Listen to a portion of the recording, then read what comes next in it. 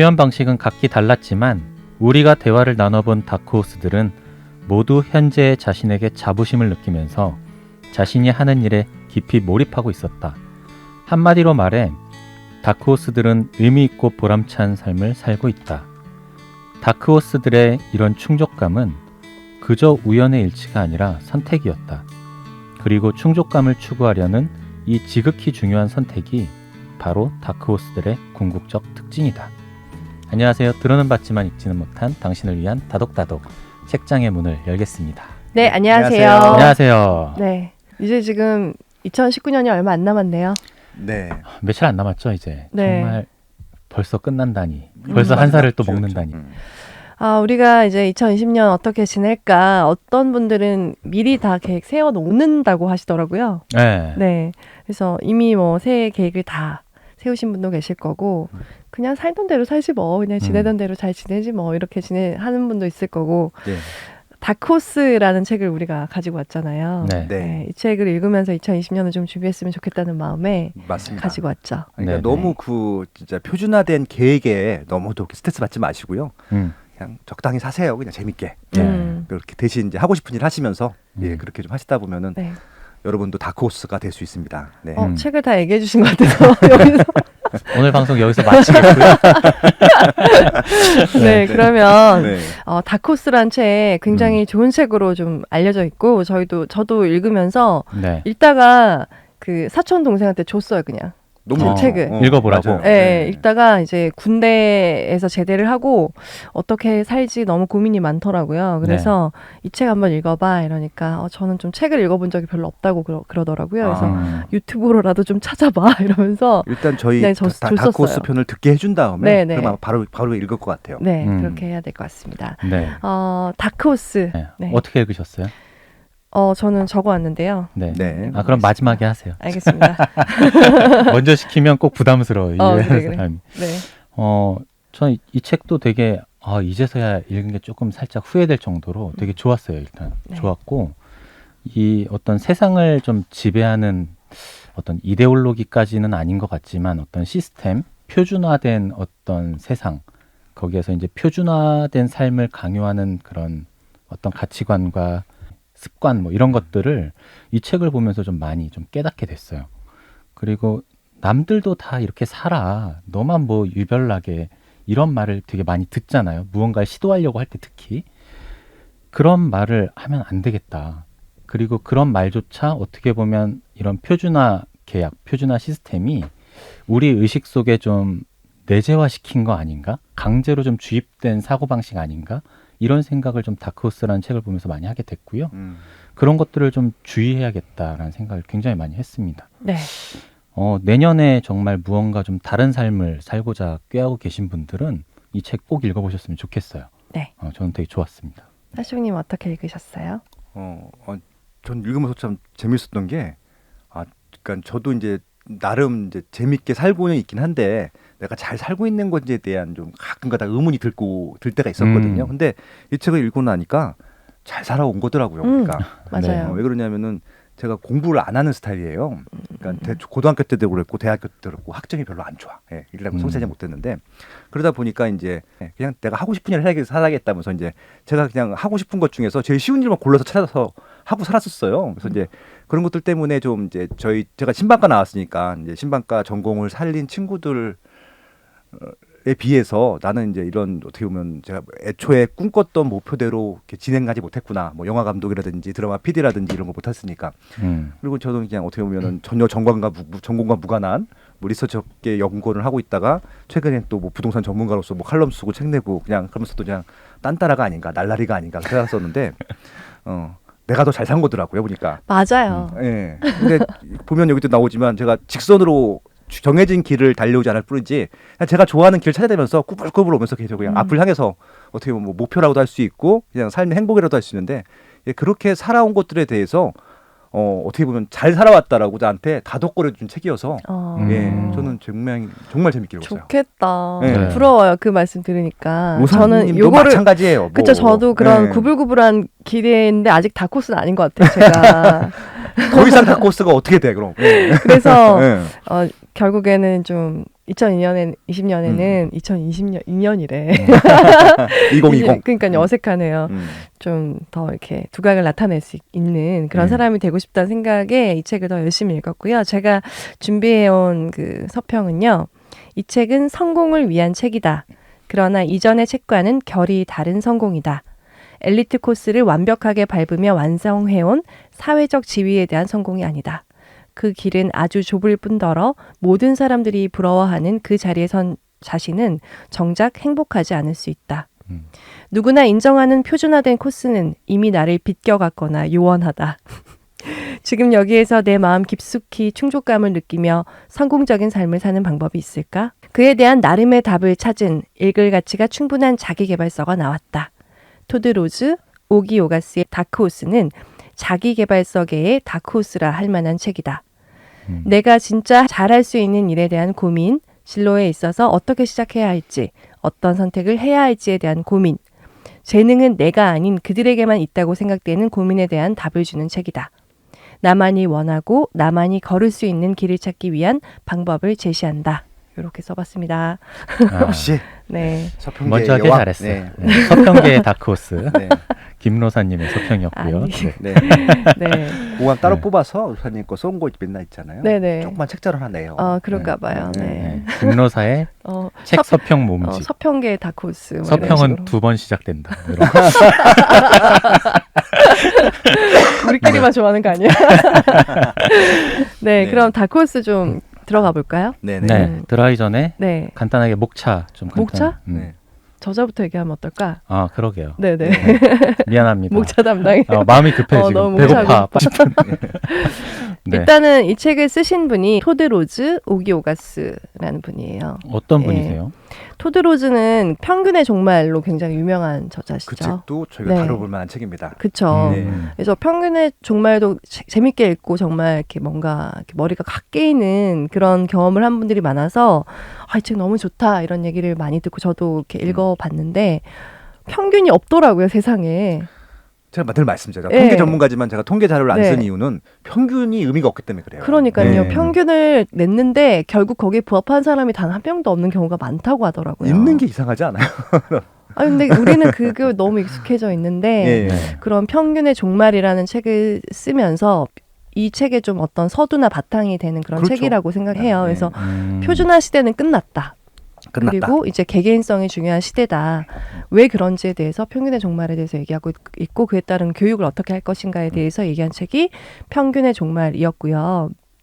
이 책은 이제 미국에선 2018년에 자꾸 2010을 빼먹어. 이 책은 젊어지고 싶어서? 나중에 열심히 하고 있어 지금. 네. 이 책은 2018년에 나온 책인데 한국에선 2019년에 이제 번역되어서 나왔어요. 토드 로즈는 이제 지금 하버드 대학교에서 네. 교육학과에서 네. 교육대학원에서 지성 두뇌 교육 프로그램과 개개인학 연구소를 맡아 이끌고 있다고 합니다. 테드 강연도 굉장히 많이 하셨고요. 네. 이분이 ADHD로 그렇죠. 이렇게 고등학교도 중퇴하셨다가 자기의 개개인성 내가 어떻게 해야 공부를 이렇게 하고 싶은 공부를 이어나가고 잘 할 수 있지에 대해서 이렇게 깨우쳐 가면서 이런 표준화된 방식에서 적응할래야 할 수 없었던 내가 어떻게 나답게 하고 싶은 것들을 해 나갈 수 있을까에 대해서 굉장히 연구를 많이 하셨고 그래서 이런 책들이 나오지 않았나라는 생각을 해요. 네. 예, 그래서 토드 로즈 이제 이분이 책 내면은 다 읽겠다고 하신 분들이 이제 굉장히 많은 그렇죠. 이제 완전 검증을 받았죠. 이분은. 그런 예. 작가십니다. 네. 그 말씀하신 평균의 종말 저만 빼고 2분 다 읽으신 것 같은데 그것도 네. 저희 꼭 내년에 다뤄봐요. 좋아요. 네. 네네. 되게 좋은 궁금해지네요. 책입니다. 네, 맞습니다. 네. 그러면 이제 목차 보겠습니다. 네. 간단하게 좀 소개해드리면요. 일단 총 서문과 결론이 있고 그리고 총 7개의 장으로 구성이 되어 있습니다. 서문은 틀을 깨다라는 제목이에요. 여기에서는 다크호스의 정의, 다크호스가 뭔지 다 아시겠죠? 정의가 나와 있고 그리고 세상에서 다크호스라는 불리는 만한 사람들의 어떤 공통된 특징 이런 것들을 정리해주고 있고요. 1장은 표준화 계약이란 제목입니다. 여기에서는 우리 세상을 지배하고 있는 표준화 계약이 뭔지 설명을 해주고 있고요. 그 안에서 다크호스가 어떻게 탄생하게 됐는지 그 배경을 좀 설명을 해주고 있어요. 2장은 미시적 동기 깨닫기라는 제목이고요. 여기에서 다크호스형 사고방식 첫 번째를 이야기를 합니다. 내가 좋아하고 싫어하는 아주 작은 것들을 아는 것, 이런 것들이 이제 첫 번째 사고방식이라고 해요. 이것들에 대한 자세한 이야기들을 다루고 있고요. 3장은 선택 분간하기라는 제목입니다. 여기가 다크호스형 사고방식 두 번째 이야기를 다루고 있는데, 표준화된 사회에서 다크호스들이 자신의 길을 찾는 방식에 대해 이야기하고 있고요. 주어진 길에서 고르지 않고 좀 개척되지 않은 미개척지의 분야도 적극적으로 선택을 했다. 이런 이야기를 하고 있습니다. 4장은 전략 알기라는 제목이고요. 다크호스의 세 번째 사고방식에 대해 이야기하는 장입니다. 모두에게 통용되는 최상의 방법은 없다. 나에게 맞는 단 하나의 최상의 방법을 찾아라. 이런 이야기를 하고 있습니다. 5장은 목적지 무시하기라는 제목입니다. 여기가 다크호스의 사고방식 네 번째를 이야기하고 있고요. 개인적으로 좀 가장 인상 깊었던 장이었어요.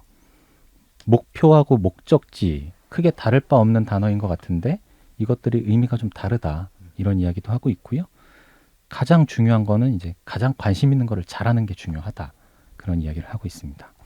6장은 착시와 기만이란 제목이고요. 여기에서는 표준화된 어떤 인재 육성 시스템의 문제점을 또 이야기하고 있고, 우리가 흔히 어떤 사람의 지적 능력을 판단할 때 IQ 가지고 많이 따지잖아요. IQ로 지적 능력을 판단할 때의 한계점, 이런 것들도 이야기가 나오고 있어요. 7장은 다크호스 계약이라는 장입니다. 개인적으로 조금 생뚱맞은 내용이 나온다 싶기도 했던 부분인데, 다크호스가 되겠다는 다짐들, 나는 이러이러하게 살겠다라는 다짐들에 대해서 이야기하는 장이고요. 마지막 결론, 행복의 추구권. 결국은 이 모든 것들이 행복을 위해서다라는 이야기로 이 책을 끝맺고 있습니다. 네, 이렇게 총 7개의 장과 서론 결론에서 총 9개 장으로 구성이 돼 있어요. 네. 다크호스 뜻이 뭐예요? 다크호스, 네. 세상에서 두각을 나타내는 좀 우수한 인재 정도라고 생각을 해요. 약간 예상 밖에 이런 말이 들어가야지 맞지 않을까? 예상 밖의 두각을 나타내는 우수한 인재. 갑자기 네. 강백호라고 하시던데 뭐 강백호. 정말 예상치 못했는데 제가 어. 왜 갑자기 나타났지? 어디서 나타났지? 막 이런 그런 사람 있잖아요. 승자들. 그러니까 이제 그렇죠, 그건 뭐 그렇죠. 상상 속의 또 인물이고 만들어낸 인물이니까 우리가 네. 좀 실제 실존 인물 중에서 다크호스라고 생각하는 사람이 누가 있을까요? 저는 아까 이거 읽으면서 저희 옛날에 다뤘던 책 중에 하나인데 그 토스라는 앱 있잖아요. 예, 예. 그 앱에 이승건 대표가 있어요. 알죠. 네. 그분이 서울대 치대를 나와서 치과 의사를 하다가 나는 세상을 진정으로 이롭게 만드는 일을 하고 싶다. 근데 치과 의사보다 좀 더 뭔가 더 있을 것 같다. 그래서 치과 의사를 그만두고 이 앱을 만드는 이 스타트업에 도전을 한 거예요. 그래서 자기는 반드시 성공할 것을 알기 때문에 그냥 나아간다. 뭐 이런 식의 엄청난 그런 멘탈의 소유자였는데요. 결국에는 진짜 엄청난 성공을 하셨죠. 그렇죠. 그래서 스타트업계에서는 와 이런 다크호스가 있나. 근데 음. 치대 출신이에요. 음. 그래서 그런 분은 어떨까 생각도 했고 저는 정말로 빠숑님도 다크호스다. 부동산 학과를 나온 것도 아니에요. 뭐 부동산 중에 부동산 학과 나오신 분은 없어요. 아니요. 근데 그런 분도 이제 있잖아요. 교수님도 있고 아니면은 네네. 뭐 그 애널리스트였다거나 그런 식으로 경제 계통에서 그쵸. 계속 일을 해온 분이 아니고 그런데 이렇게 막 백화점 롯데백화점 다니셨다가 좀 상관도 없는 롯데가 그러니까 되게 그러네요. 예. 이런 저런 이력을 거쳐서 음. 현재 그런 부동산 전문가로서 굉장히 다양한 컨텐츠 만들고 또 사람들의 이목을 끌고 계시고 이렇게 많이 가르침을 주시고 있는 이 분도 부동산계의 다크호스다. 네. 네, 그렇게 생각이 들어요. 저는 그 떠오르는 분이 요즘은 콘텐츠 크리에이터가 굉장히 그렇죠. 유망하잖아요. 네네. 네. 대표적으로 유튜브에서 유명한 맞아요. 뭐 우리가 예전에 다뤘던 책 중에 유튜브의 신 대도서관 같은 분들 그렇죠. 이런 분들이 사실 뭐 학창 시절이나 뭐 이럴 때는 별로 두각을 나타내지 못했던 분인데 그리고 직장 생활에서도 뭐 그랬었던 걸로 알고 있고요. 근데 유튜브라는 세계를 접하면서 갑작스럽게 이렇게 확 부상한 인물이잖아요. 그렇죠. 그러니까 그런 분들도 일종의 다크호스가 아닌가 오늘날에 저 일단 그렇게 뭐 생각이 표준화된 그런 엘리트 코스도 코스에서 표준화 보면 아니에요? 예. 뭔 게임을 리뷰를 한다고 논팽이들이나 하는 거 아니야? 네. 이러면서 그냥 지 노는 거를 왜 보여주고 있지? 막 이런 식으로 사람들이 막 그렇게 생각을 어른들이 그렇게 얘기했었어요. 그걸 왜 보고 있냐? 남의 네. 게임하는 거를 막 이런 식으로. 재밌으니까요. 근데 이게 정말 어떤 정말 대단한 컨텐츠가 된다는 거죠. 네. 그래서 그런 분들이 다크호스다라고 음. 얘기를 할 수 있겠죠. 그래서 네. 다크호스라는 말이 예전에 그 아주 옛날에 소설에 나왔던 말이라고 해요. 그렇죠. 그래서 1831년에 젊은 공작이라는 영국 소설이 있었는데 거기 예상치 못했던 검은 말이 우승을 하면서 주인공이 돈을 크게 잃는 장면이 나온대요. 그 전에 그때부터? 돈을 많이 땄었는데 네네. 한 번에 날아가는 거죠. 아, 그래요? 네. 그래서 다크호스라는 말이 세계적으로 좀 유행하게 된 그런 말이라고 하더라고요. 네. 그래서 이 책은 어쩌면 뻔하다고 할 수도 있지만 디테일이 좀 달라서 맞습니다. 네, 좋은 책이라고 생각이 들거든요. 네. 근데 이제 다크호스를 왜 다루게 됐냐. 그럼 아까도 처음에 설명해 드린 것처럼 토드 로즈는 그런 표준화된 성공을 지금 하버드대 교수이긴 하지만 그게 이렇게 표준화된 엘리트 코스로 교수가 된 게 아니에요. 네. 굉장히 자기도 힘들게 이렇게 약간 모자라다는 말을 들었겠죠. 주의력 결핍 장애가 있는 사람이다라고 진단이 나온 사람이니까. 근데 모두에게 적용되는 성공 방식이 있을까? 그런 생각을 한 거예요. 그러니까 정말 공부 잘하고 똑똑하고 뭐 아니면 굉장히 예쁘거나 재능이 좋거나 이런 사람들뿐만 아니라 평범한 사람들도 자기 그대로를 표현하면서 성공할 수 있다면 네. 그 어떤 모델을 어떻게 찾을 수 있을까? 아, 그들은 다크호스인 것 같다. 그러니까 어떤 계통에서 갑자기 뭐 그런 꽃꽂이 개에서 굉장히 플로리스트. 유명한 사람이 갑자기 나타났어요. 근데 네. 이 사람은 뭐 회사원이었어요, 예를 들어. 네. 근데 이 사람 어떻게 갑자기 이렇게 전문가가 됐지? 음. 그리고 이렇게 사람들이 너무 사랑하는 플로리스트가 됐지? 음. 그런 사람들을 좀 찾아보면 성공 방식을 좀 찾아볼 수 있지 않을까라는 생각에서 굉장히 많은 사람들이 인터뷰를 했는데요. 네. 어떻게 보면 이 책 자체가 그 다크호스 프로젝트라는 그쵸? 걸 이 저자가 일단 시행을 했고 네. 방금 로사님께서 말씀하셨듯이 각 분야의 수많은 그런 대가들 그런 분들을 이제 각각을 인터뷰를 한 거죠. 네. 근데 그분들을 인터뷰하다 보니까 되게 희한한 게 원래 이 분야에서 쭉 경력을 쌓아온 게 아니라 어느 날 갑자기 방향을 전환한 분들도 꽤 많이 계시고 맞아요. 그리고 학창 시절이나 뭐 직장인 초년생 때는 별로 두각을 나타내지도 못했고 직장에 맞지 않은 분들도 굉장히 많았고 네. 어떻게 보면 사회적으로 봤을 때 굉장히 실패한 인생이다라고 볼 만한 분들이 어느 날 갑자기 두각을 나타내면서 굉장히 성공 가도를 달렸다는 거죠. 네. 예, 그런 분들을 근데- 좀 인터뷰하면서 내가 얻은 어떤 인사이트 같은 걸 쭉 정리를 해나간 것 같아요. 네. 네. 그런데 그런데 뭐 그런데 좀 네. 가까이 오세요. 네. 그런데. 네. 그런데 그런데 네. 신기한 거는 공통점이 찾기 너무 힘들었다는 거예요. 맞아요.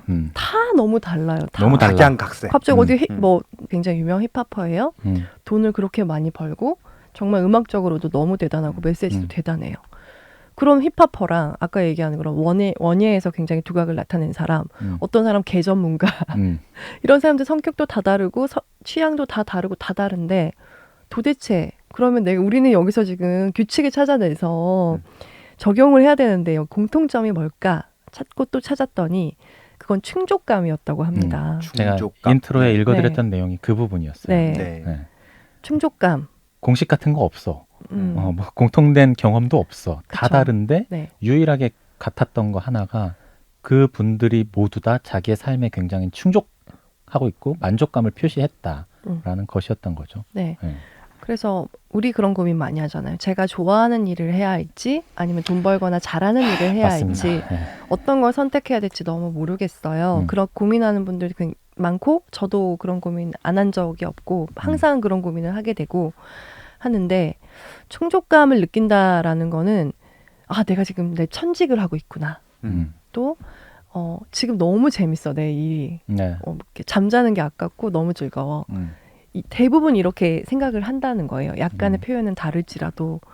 근데 이 얘기는 뭐냐면 내가 선망하는 거를 좋아한다고 하는 게 아니고요. 제가 진짜로 즐거워하는 내 어떤 미시적 동기? 그러니까 이렇게 자연스럽게 나오게 되는데 내 성향 자체가 이걸 너무 좋아하는 일을 하는 거예요. 네. 네. 그래서 어떤 가수의 화려함이 너무 부러워서 내가 아이돌이 되겠다 하고 아이들이 그렇게 얘기를 할 수가 있잖아요. 근데 그거랑 내가 정말 외향적이고 노래를 하는 걸 정말 좋아하고 춤추지 않으면 살 수 없고 이런 거랑 화려한 가수가 되고 싶어. 이거랑 다르잖아요. 그렇죠. 초반에 얘기한 대로 자기가 진정으로 그런 성향이 있는 걸 한다는 거죠. 네. 네. 그러니까 방금 그 미시적 어떤 동기, 네. 미시적 동기를 대부분의 사람들이 잘 인지를 못하고 살아가는 것 같아요. 네. 내가 어떤 거를 좋아하고 어떤 부분에 되게 구체적으로 예를 들면 저희가 지금 이 스튜디오 안에서 방송하고 있는데 이 마이크의 선들 이렇게 깔끔하게 정리가 안 되면 못 참는 사람들이 있어요. 제가 그렇거든요. 이런 굉장히 구체적이고 작은 것들에 대해서 본인들이 어떤 성향인지 대부분은 잘 감지하지 못하고 살아간다는 거죠. 네. 근데 이런 것들을 굉장히 민감하게 좀 감지하고 자신이 어떤 사람이다라는 걸 명확하게 좀 알고 나면 그런 여러 가지 어떤 나의 특성을 가지고 내가 진짜 원하는 삶, 내가 정말 좋아하는 삶 이런 것들의 방향성을 좀 찾을 수 있다. 그리고 우리가 일반적으로 얘기하는 이 책에서 다룬 다크호스들이 그런 부분들을 굉장히 잘 본인들이 캐치한 사람들이다. 그쵸. 라는 얘기를 가장 먼저 하고 네. 있는 거거든요.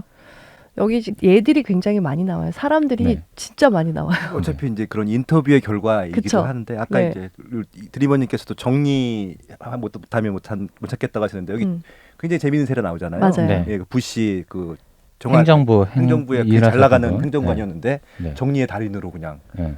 이름이 뭐였죠? 이름이? 이름까지 다 모르겠어요. 너무 많이 나와요. 제가 네. 외우는 분은 수잔. 진짜. 네. 예. 그 프린스 그 프로듀스 하신 분. 이 얘들을 보면서 나중에는 그 마지막에 무슨 말이 나오냐면 더 실을 수 있었는데 못 실은 분께 죄송하다고 할 만큼 맞아요, 맞아요. 너무 정말 많아요. 수십 명의 그런 예가 나오거든요. 네. 그래서 이런 걸 읽으면서 좀 그렇게들 했구나 네. 이렇게. 근데 이 사람들도 좀 원래 대단한 사람들 아니었나 이런 생각도 드는데 굉장히 오랜 시간을 거쳐서 이 길을 계속해서 진짜 내가 즐거운 거. 내가 정치 행정관으로서 정말 사람들이 다 부러워하고 또 정말 권력을 가질 수 있는 자리고 돈도 많이 벌 수 있는 자리지만 인정도 받을 수 있고 나는 이렇게 색깔 맞춰서 정리하고 그 다음에 끼리끼리 딱 분류하고 이런 게 너무 즐거워. 난 그거 하고 싶고 정말 정치 일은 이제 진짜 번아웃이야. 나는 너무 하기 싫어. 네. 그런 식으로 자기가 정말 원하는 걸 따라가더라고요. 원하는 네, 네. 일을 따라가더라고요. 네. 근데 이런 다양한 사례를 통해서 보여주는 건 결국은 그 개개인들이 내가 진정 원하는 게 뭐지라는 거를 좀 디테일한 부분까지 찾아낼 수 있었다라는 얘기를 하는 그렇죠. 거거든요. 네. 책에서 되게 좋은 방법이 나와요. 그거를 그러면 어떻게 찾는데 궁금할 수 있잖아요. 네네. 그런 방법으로 이제 비판 게임을 좀 제안을 비판 하는 게임. 것 같아요. 네. 네. 비판 게임 뭐예요, 로사님? 비판 게임은요, 이제 미시적 동기 말이 너무 어렵잖아요. 작은 동기. 미시적 동기 뭐지? 그러니까 약간 작은 끌림들 혹은 집착들. 그러니까 나는 막 너무 정리하라 그러면 숨 막혀. 자유롭게 그냥 놓고 싶어. 네. 혹은 나는 음악이 나오면 엉덩이가 자꾸 움직여.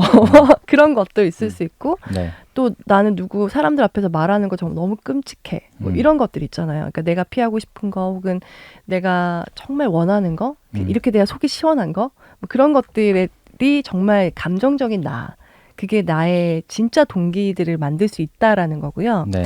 그래서 비판 게임은 사실 사람들이 이 앞에 굉장히 중요하게 다뤄지는 게 표준화에 대한 이야기예요.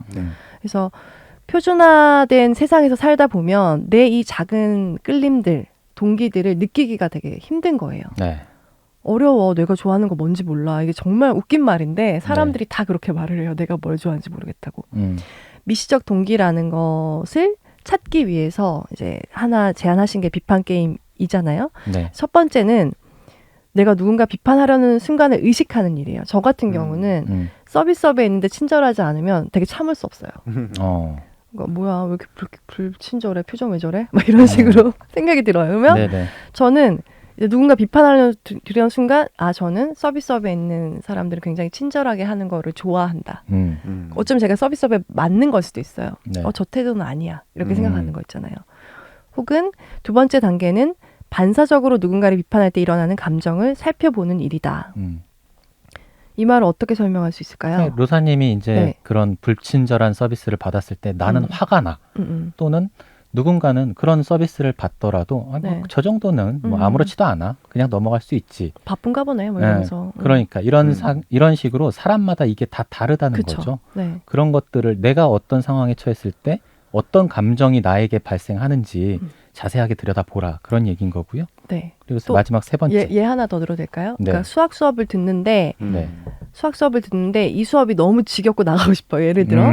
근데 이게 너무 공기가 탁해서 나는 항상 좀 쾌적한 공기가 너무 중요한데 공기가 탁해서 나가고 싶을 수도 있고 아니면 교수님이 말을 너무 웅얼거려서 나가고 싶을 수도 있고 그러니까 그런 디테일이 다 다르다는 거예요. 근데 내가 되게 싫은 것이 반대로 하면 내가 되게 그런 미시적 동기가 될 수 있는 거잖아요. 네. 그리고 세 번째는 그런 감정을 느끼는 이유를 좀 자문해 보라라고 얘기를 해주고 있습니다. 내가 왜 불친절한 서비스를 받았을 때 내가 왜 기분이 나쁘지? 정말 내 본심이 뭐냐? 아, 나는 좀 존중받아야 되는 사람인데 왜 나를 이렇게 무시해? 맞아. 이런 그럴 수 감정이 드는 건지 만약에 반대로 나는 그냥 그런 말을 들어도 좀 살짝 불친절해도 아무렇지도 않아. 이런 분들은 나는 뭐 저 정도는 관대하게 받아들여줄 수 있어. 난 욕쟁이 할머니 좋아. 네. 그래서 난 저런 게 그냥 뭐 아무렇지도 않은데 뭐 이런 걸 수도 있고. 근데 이거를 보통 사람들이 다 누구나 사람들이 내가 좋은 사람으로 봐주길 원하기 때문에 말을 할 때는 거짓말하는 경우가 굉장히 많아요. 솔직히 나는 기분이 나빴어. 감정이 상했는데 겉으로는 괜찮아라고 하는 경우가 되게 많거든요. 그러지 말고 솔직하게 본인의 마음 그대로를 인지를 하라는 얘기입니다. 네. 네. 그 파쇼님의 미시적 동기가 있다면 어떤 걸까요? 이게 또 자기가 모를 수도 있어요. 네. 그러니까 저는 고민을 안 하고 사는 스타일이어서. 네. 근데 지금 로사님께서 말씀하신 부분들도 비슷하게 느끼는 것 같고요. 저도 서비스업을 워낙 오래 지금도 서비스업 중에 하나라고 그쵸. 생각을 하고 있기 때문에 네. 저는 그냥 재미있는 것 같아요. 그러니까 저는 정보를 찾고 제가 그 정보에서 희열을 느끼게 된 것들을 글로 옮기고 그걸 글을 읽는 사람들의 반응이 오면 또 재미를 느끼고 맞아요. 계속 선순환되는 것 같아요. 맞아요. 예. 맞아요. 저희가 좀 비판적인 얘기만 좀 했는데 저렇게 빠시형님처럼 맞아요. 내가 정말 뭘 좋아하지? 이런 걸 아는 것도 되게 중요한 거거든요. 그런 것들도 구체적으로 좀 좋아하는 게 네. 중요하다. 저도 비슷한 것 같아요. 저는 뭐요? 블로그 저도 하잖아요. 꽤 오랫동안 운영해 왔는데 제가 글을 올리고 상대방이 어떤 피드백을 주는데 그게 긍정적일 때 되게 기분이 좋거든요. 근데 댓글이 달렸는데 악플이야. 되게 싫어요. 이런 것들이 되게 구체적인 하나하나의 디테일인 거죠. 악플은 굉장히 많은 분들이 그것 때문에 상처를 받기도 하기 때문에 그것들도 좀 여기서 또 좀 활용해 볼 여지가 있을 텐데. 그러니까 악플이 힘드신 분들 같은 경우는 SNS를 하면 너무 그렇죠. 불행하잖아요. 맞아요. 너무 상처 받는 맞아요. 경우에 작은 거에도 그냥 그것도 진짜 내 적성이 맞는지도 한번 봐야 돼요. 맞습니다. 과감하게 블럭을 할 수 있는 정도의 여유가 생겨야 되거든요. 네. 근데 그게 안 되신 분들은 SNS 활동하시게 되면 엉뚱한 결과가 나올 수도 있어서 맞아요. 예. 아니면 그냥 방법을 찾아도 될 것 같아요. 내가 악플을 너무 두려워해. 그러면 댓글창을 막아버려요. 아니면 악플 다는 사람을 그냥 무조건 차단해버려. 이런 것도 일종의 자기를 보호하는 방법 중에 하나고 내가 싫어하는 걸 피해가는 방법 중에 하나인 것 같거든요. 네. 그런 식으로 좀 구체적으로 자신을 좀 알아가는 거 이게 굉장히 필요하다. 저는 미시적 동기를 조금 더 설명했으면 좋겠는데 네. 이게 아까 뭐 정리욕 같은 거 정리를 너무 하고 싶다. 안 돼 있는 거 보면 뭐 불안하다. 뭐가 삐뚤어져 있으면은 바로 각을 잡아야 된다. 아니면 나는 이렇게 음악이 거슬리는 음악이 나오면 참을 수 없다. 뭐 이런 거 굉장히 작은 것들이 있잖아요. 네네.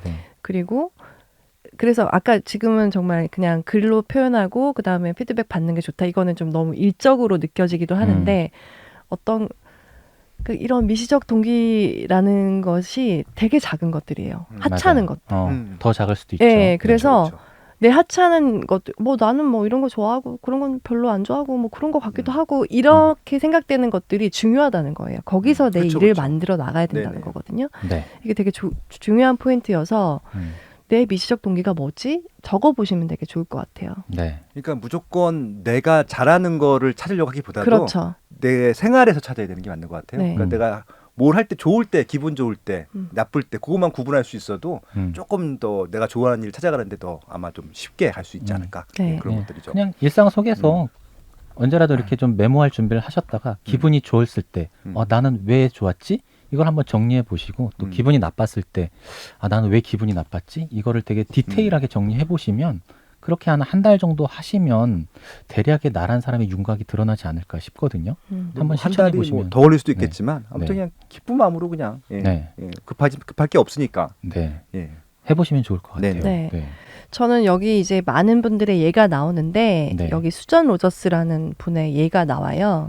이분은 이렇게 어린 시절을 굉장히 불행하게 보내서 네. 왜 자기 가정을 갖고 싶어서 결혼을 좀 서둘러 하시는 분 있잖아요. 근데 그러면 결국 서둘러 하면은 또 좋은 사람을 잘 못 만나는 경우가 생겨요. 네. 그래서 남편이 막 자기를 때리고 막 정말 폭언을 하고 이런 데서 그냥 지내다가 음악을 되게 좋아하는 분이었어요. 근데 그냥 듣는 게 너무 좋아하는 분이어서 음악 공연을 보다가 몇 시까지 오기로 했는데 너무 이 공연을 놓치기 싫은 거예요, 이 음악을. 그래서 집에 가면서 내가 여기서 정말 엔지니어 하고 만다. 그러고 그냥 말로만 던지고 이제 집에 왔죠. 근데 그러다가 이제 그래도 계속 음악 듣고 그 남편이랑 지내고 있는데 그 남편이 어느 날 엄청 심한 폭언을 한 거예요, 음악에 대해서. 그 말을 듣고 그냥 집을 나왔어요. 그러고 나서 이제 어떻게 살지 하다가 나의 미시적 동기를 따를 거다라고 다짐을 한 거죠. 그래서 그럼 나는 무슨 일을 할 수 있을까? 근데 음악에 대한 일을 하고 싶다. 그럼 나는 기계 만지는 걸 좋아하고 이게 여기서 미시적 동기가 나오는 거예요. 이렇게 물건들이 왜 어떻게 움직이는지 파악하고 싶은 사람도 있고 그런 거 모르겠고 내가 빨리 하는 방법만 알고 싶은 사람도 있잖아요. 근데 수장 같은 경우는 기계가 어떻게 움직이고 이걸 어떻게 딱 이렇게 조율하는지에 대해서 엄청 관심이 많은 사람이었어요. 그리고 남을 돕는 걸 되게 좋아하는 사람? 그런 어떤 동기들을 다 따졌을 때 그래, 그럼 나는 음향 엔지니어가 되어야겠다. 그럼 내가 그걸 해봐야겠다 해서 정말 이렇게 그냥 책으로 막 혼자 독학으로 배우게 됩니다. 그러면서 커리어를 아주 조금씩 긴 시간 동안 만들게 되고 그러다 보니까 결국에는 나중에 자기가 정말 좋아했던 가수 프린스라는 가수 있잖아요. 그렇죠. 그 가수가 만든 가장 최고의 앨범까지 돕는 거기까지 가게 되는 거예요. 근데 그리고 나서는 나중에는 음향 엔지니어로 완전히 유명해지고 정말 안정적으로 지내다가 그 이후에 내가 대학에 가고 싶다. 공부를 하고 싶다. 내가 대학에 갔다면 무슨 공부를 하고 싶었을까? 나는 뇌에 대해서 궁금했어. 사람들이 음악을 좋아하는데 어떤 음악에 이렇게 다 같이 좋아하는 건 도대체 어떻게 된 걸까? 너무 궁금하다. 그렇게 해서 다시 대학에 또 가는 거예요. 근데 대학에도 자기 자격이 필요한지도 몰랐대요. 돈 주면 들어가는 데인 줄 알고 그랬는데 이렇게 극적으로 대학에 들어가게 돼서 교수로까지 지금 일을 하고 계신 거예요.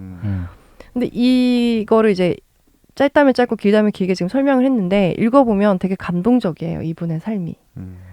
그래서 이런 식으로 표준화된 길을 걷지 않았는데 결국에는 자기가 원하는 미시적 동기 있잖아요. 남을 돕는 게 좋다. 음악이 너무 좋다. 그리고 나는 기계를 다루는 게 좋다. 이런 것들을 조합해서 어찌 구불구불 나아가다 보니까 결국에는 하게 되는 거 있잖아요. 그 일들을. 그래서 이런 모습들 보면서 좀 용기도 얻고 그리고 저도 계속 길을 좀 찾아가는 느낌이 들었어요. 근데 아직 다 온 것 같지가 않아요. 그럼요. 아직 그렇죠. 네, 네. 살아갈 날이 한참 훨씬 더 가야 돼. 많은데. 구불구불한 길을 가려면 왜 이렇게 구불구불할까? 오래 걸리는 거죠. 근데 길은 원래 구불구불한 게 이뻐요. 네. 네. 근데 제가 진짜 해온 게 있다면 제가 원하는 거를 계속 찾아서 좀 관두고 이제 뛰어들고 한 거는 한 것 같아요. 그래서 네. 여러분도 좀 용기를 사실은 좀 되게 위험한 길일 수 있거든요. 뭐가 위험해요?